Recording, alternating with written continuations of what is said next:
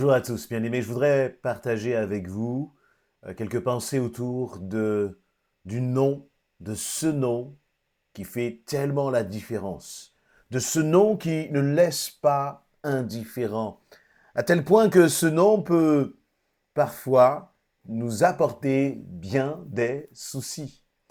Et ce nom, bien sûr, c'est le nom de Jésus. C'est un nom qui est merveilleux, qui est glorieux. C'est un nom pour ceux qui ont donné leur vie à Christ, qui symbolise, qui représente tant de victoires, qui représente la paix, la joie. C'est le nom de celui qui est devenu notre ami, le nom de celui qui est l'amour par excellence, de celui qui a donné sa vie pour nous. Mais c'est en même temps un nom qui ne laisse pas indifférent, comme je le disais. D'ailleurs, Jésus lui-même va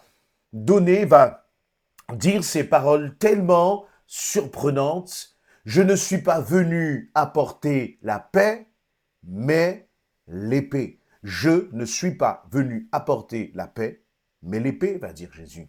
Et lorsque Jésus dit cela, eh bien, on peut être surpris. On se dit, mais Jésus, toi, tu es venu pour qu'il y ait la paix dans le monde. Oui, il est venu pour cela.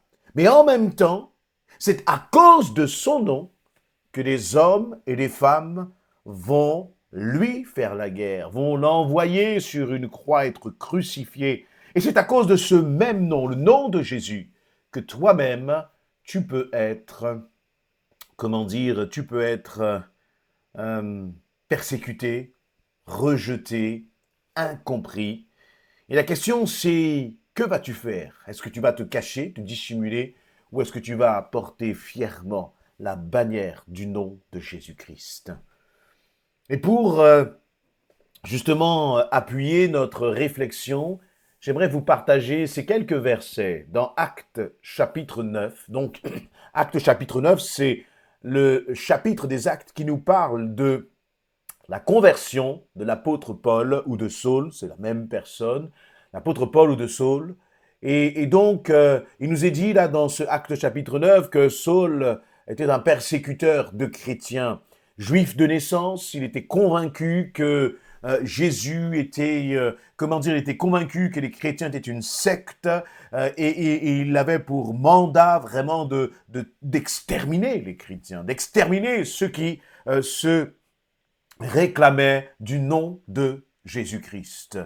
Et donc, Paul ou Saul, soit on prend son nom, j'allais dire en hébreu ou son nom grec, eh bien, lui, il nous est dit dans l'Acte chapitre 9 qu'il a été touché là, sur le chemin de Damas. Il était intercepté par le Seigneur. Et il a été touché, le Seigneur lui a parlé, il a donné sa vie à Jésus-Christ. Acte 9, 18, je lis donc, au même instant, ce fut comme si des écailles tombaient des yeux de Saul. Et il vit de nouveau. Alors il se leva et fut baptisé. Puis il mangea, reprit des forces, et Saul passa quelques jours parmi les disciples de Damas. Et dans les synagogues, il se mit tout de suite à proclamer que Jésus est le Fils de Dieu. Ses auditeurs n'en revenaient pas. Tous disaient, mais voyons, n'est-ce pas lui qui s'acharnait à Jérusalem contre ceux qui, dans leur prière, invoquent ce nom-là? N'est-il pas venu ici exprès pour les arrêter et les ramener au chef des prêtres? Mais Saul s'affermissait de jour en jour dans la foi. Et les Juifs qui habitaient à Damas ne savaient plus que dire car il leur démontrait que Jésus est le Messie.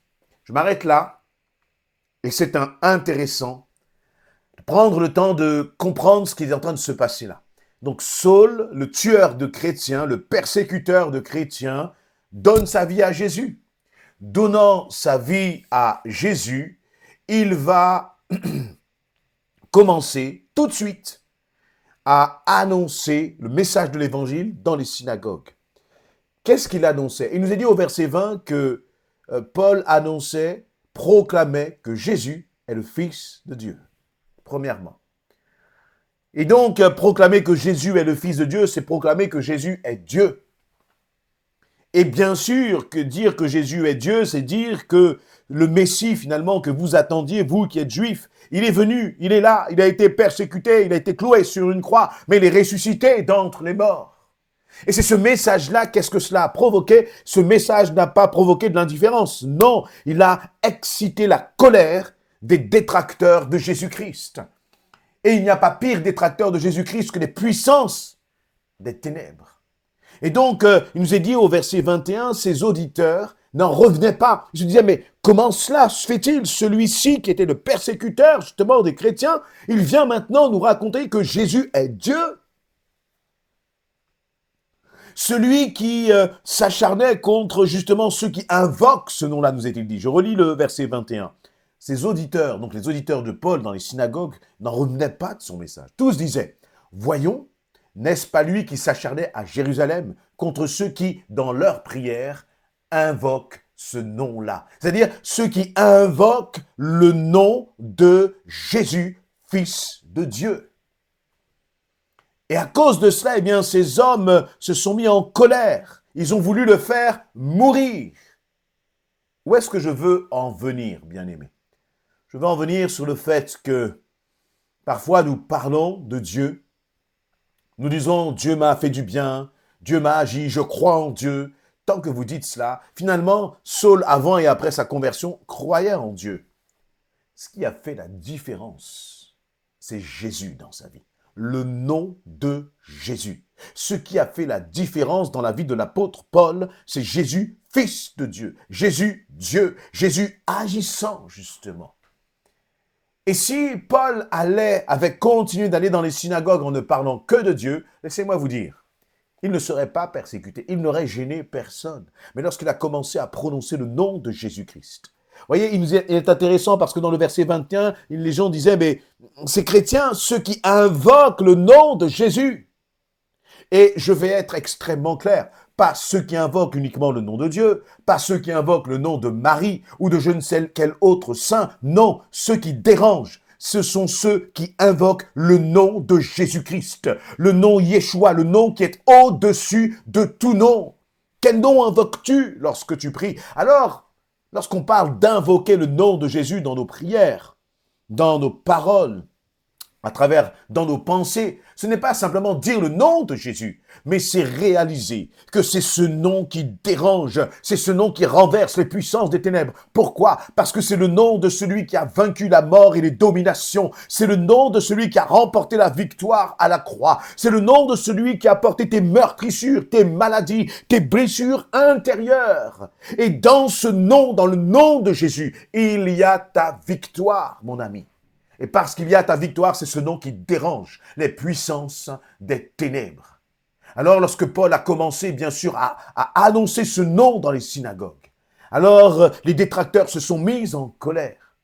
Et c'est à travers cela que nous comprenons ce que Jésus voulait dire lorsqu'il a dit « Je ne suis pas venu apporter la paix, mais l'épée ». On pourrait être surpris, on pourrait se dire « Mais Jésus, comment se fait-il que toi, tu dises que tu n'es pas venu apporter la paix, mais l'épée ?» Ce n'était pas son intention. L'intention de Jésus n'était pas, d'amener la guerre. Vous savez, la réalité, c'est qu'on n'a pas besoin de Jésus pour faire la guerre.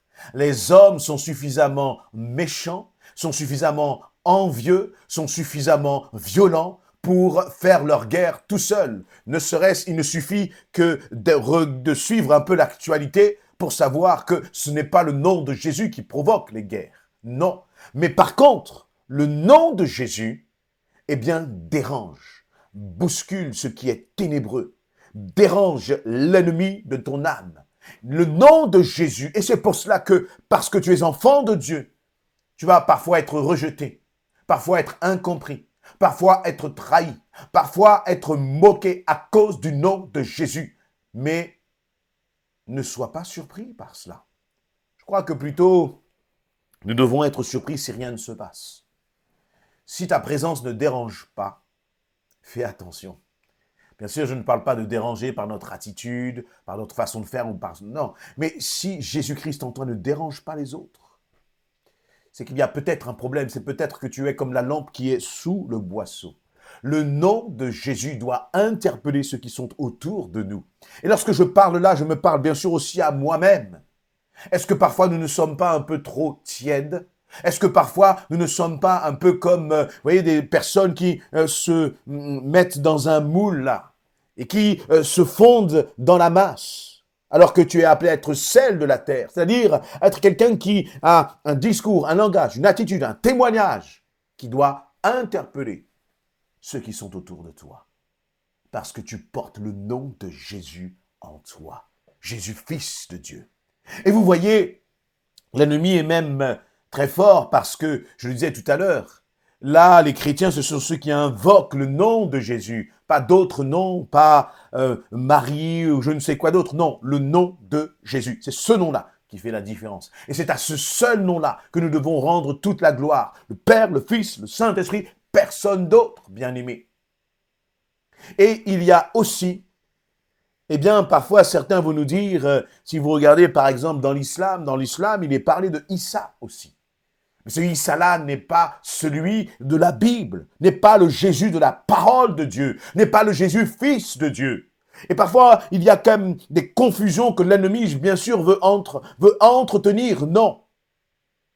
Être de Jésus-Christ, c'est se réclamer de Jésus seul, de Jésus le roi des rois et le Seigneur des seigneurs. Et vous voyez, c'est lorsque l'on commence à faire cela que les problèmes se lèvent, que les difficultés, qu'il commence à y avoir des combats. Mais il nous est dit au verset 22 que malgré cela, Saül, Saul s'affermissait de jour en jour dans la foi. C'est-à-dire qu'il y avait des difficultés, il y avait des combats, il y avait des obstacles, mais que faisait Saul? Que faisait Paul? Il s'affermissait. À quel rythme? De jour en jour. Chaque jour, il grandissait dans la foi. Il grandissait dans son assurance que Jésus-Christ est le Fils de Dieu. Et non seulement cela, mais il s'affermissait non pas simplement d'un point de vue doctrinal, théologique, non pas simplement de la connaissance, mais il nous est dit dans le verset 22, Paul s'affermissait de jour en jour dans la foi, et les Juifs qui habitaient à Damas ne savaient plus que dire. Pourquoi? Parce qu'il leur démontrait que Jésus est le Messie. Et lorsqu'il derrière ce mot démontrer, soyons pleinement conscients qu'il n'y a pas simplement démonstration par le discours. Il n'y a pas une démonstration simplement par les mots. Non. Il y avait donc le Saint-Esprit parlait à travers Saul à ces hommes. Le Saint-Esprit, il aidait à réfuter les arguments contraires. Le Saint-Esprit était là et touchait les cœurs, interpellait l'audience, l'auditoire qui était là et qui entendait le message de Paul. Non seulement le Saint-Esprit, mais je suis convaincu que le message de Paul était accompagné de miracles et de prodiges. Ce n'était pas simplement un enseignement théorique, mais il y avait certainement une dimension de miracle lorsque Paul parlait. Et toi, et moi, où en sommes-nous dans cette dimension-là? Est-ce que nous nous laissons écraser, impressionner par les attaques de l'ennemi, par le rejet, par les trahisons, par les moqueries des autres? Ou au contraire, est-ce que nous décidons de nous positionner et de continuer de déclarer le nom de Jésus-Christ, ce nom qui renverse justement les murailles d'incrédulité? Est-ce que tu continues de te comporter comme quelqu'un justement qui porte le nom de Jésus-Christ dans ta maison, sur ton lieu de travail, dans ton voisinage? Jésus, nul autre nom que le nom de Jésus. Voilà le nom que tu dois porter. Non pas le nom de ton église, non pas le nom de ta fédération de je ne sais quoi d'autre, non pas le nom de ta religion, non. Et ce n'est pas uniquement le fait de porter un nom comme une étiquette, mais c'est de vivre le nom de Jésus-Christ. Amen.